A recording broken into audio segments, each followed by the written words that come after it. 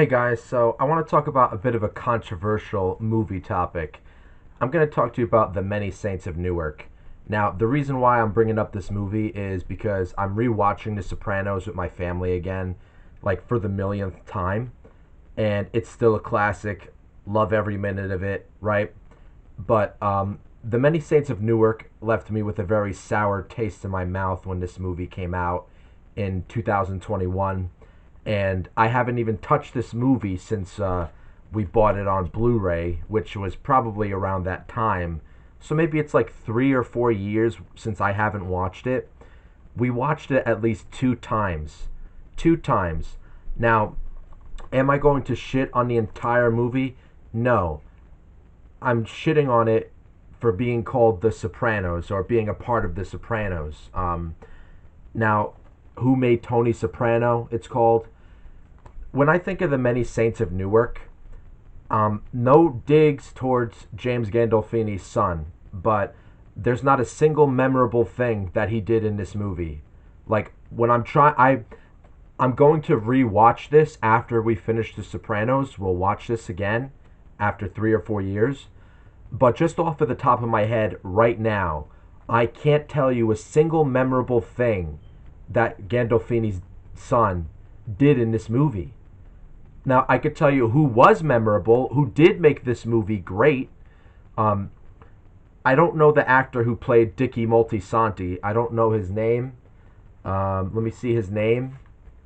Is it Alessandro Nivola? I think that was the guy.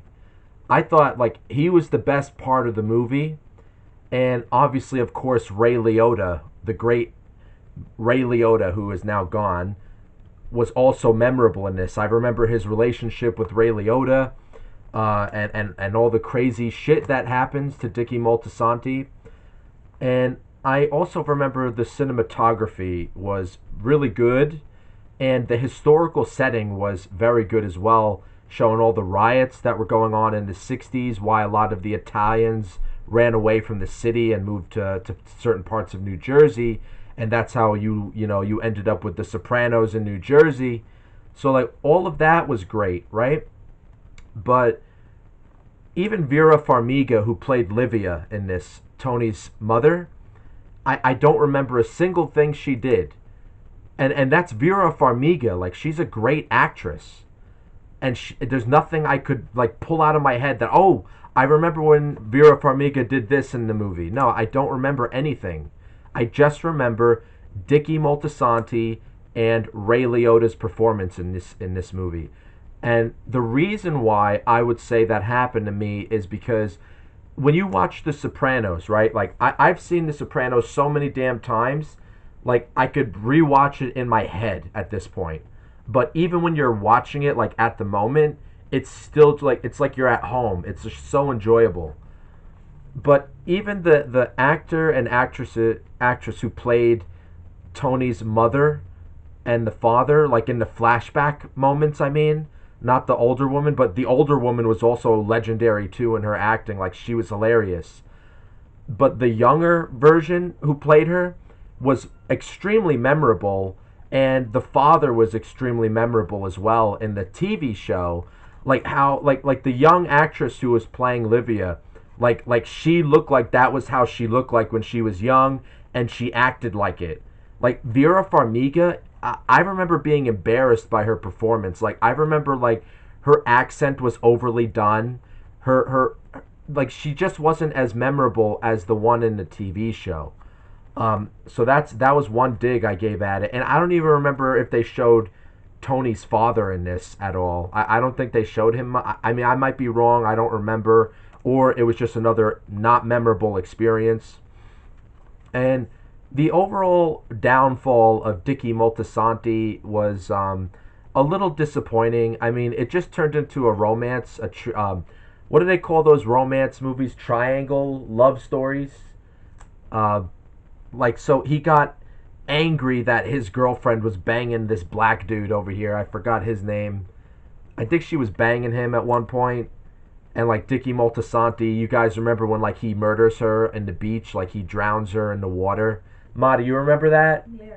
So like that was memorable because the performance between Dicky Moltisanti and the actress, like they did a good job with that. Like I still remember that scene, like where he drowned her in the water. Like that was crazy good acting, like really good stuff there. So like yeah, like I'm not shitting on the movie like that. The whole thing was shit, but like I think the reason why it's such a disappointment is because it associates itself with The Sopranos. Now, if you this would have been better if it was just called The Many Saints of Newark and that's it. Like it didn't have any wording about The Sopranos. It didn't use the font of The Sopranos with the pistol for the R, and you yes you could keep David Chase, like David Chase writing this was fine, no digs at David Chase. So but this should have been a completely separate thing from The Sopranos because when you I went to see this, I didn't go in with super high expectations. Actually, I even remember saying like nothing is going to beat The Sopranos, but I think I'll enjoy it. But I didn't really like it that much. I just liked Dicky and Ray Liotta. But if this was just an independent movie, I think it would have fared a lot better with me. Like it makes me think of even just the font and the title. I think they kind of copied that one movie. What was that one movie with Robert Downey Jr. and Shia LaBeouf? Do you remember it was like there was a movie with Robert Downey Jr. where he was old and then he was looking back at his life in Brooklyn and it was Shia LaBeouf playing him. It was something Brooklyn, right? The Saints of Brooklyn? No, something else. Well, it had a similar title to this, and I honestly think they kind of not copied the title, but I think they were definitely like, "Oh, that was a great title. Let's make it similar." Yeah.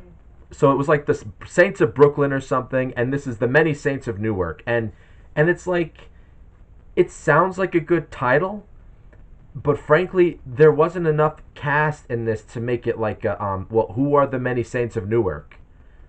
Like who are the Many Saints of Newark? I don't get it. Like at least with the Brooklyn one, I clearly remember like Robert Downey Jr. looking back at his life and all the friends that he was fucking around with and the girl that he loved but he didn't end up with her. Like I remember all that. And that the title made sense. But like the focus was mostly Dicky Moltisanti and even Gandolfini's son, who was supposed to be Tony Soprano when he was young, is not really the focus here. Like, and I mean, and it's kind of false advertising because it says who made Tony Soprano, right? And it's like grow is young Anthony Soprano is growing up in one of the most tumultuous eras in Newark's history, becoming a man just as rival gangsters start to rise up and challenge the all-powerful DeMio crime family. Caught up in the changing times is the uncle he idolizes, Dicky Moltisanti, whose influence over his nephew will help shape the impressionable teenager into the all-powerful mob boss Tony Soprano. I didn't get any of that from the movie. Like I didn't get that feeling like Tony was being mentored and then like when the movie ended it was like, "Oh, okay, that is Tony Soprano. There he is." Like I didn't get that. Like they failed miserably on that concept in my opinion. It really just turned into Dicky Moltisanti the movie. No digs at Dicky, like he was great. I loved him actually. He's the most memorable, Alessandro. I know I keep saying that, but I have to emphasize this because that is really what I believe. And I think saying this in New Jersey, like as a New Jerseyan, is probably controversial. Like a lot of New Jerseyans will call me, "You're crazy. This is a great movie. It was a great homage to the Sopranos TV show. What are you talking about?" No, it just wasn't. I mean, even just the flashback scenarios in the original Sopranos TV show overshadows this. And those weren't even like the whole show. Those were like bits and pieces and episodes. Like just those little bits like kill this movie instantly. They were so well written, so natural. Like it literally feels like you are actually going back in time and seeing how people were in the 60s and 70s. Like it feels very real. Even now when I watch it for the millionth time, it just feels so natural the way they did all those scenes in the TV show. Compared to this,